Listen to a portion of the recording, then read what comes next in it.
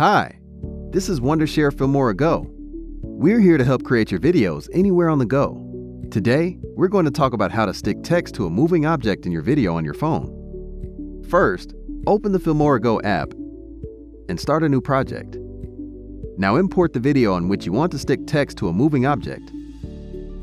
To add text to your video, press Text at the bottom. Now you can choose between Filmora Go text templates or simple text. For now, we will go with simple text. Now type in the text you want to show. Filmora Go lets you customize your text. You can change its font, color, add border and shadow, and many other features. Once you're done, adjust the size and position of your text, and stretch the text layer to your desired position.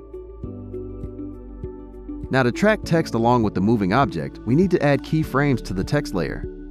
To add a keyframe, press the diamond icon and it will appear on the text layer. Similarly, adjust the position of text after short intervals and they will be added as keyframes on your text layer.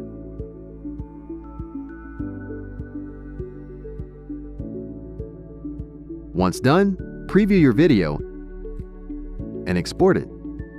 So this was it for today's video. If you have any questions, feel free to drop a comment below or stay tuned by subscribing to our channel. We'll see you in the next video.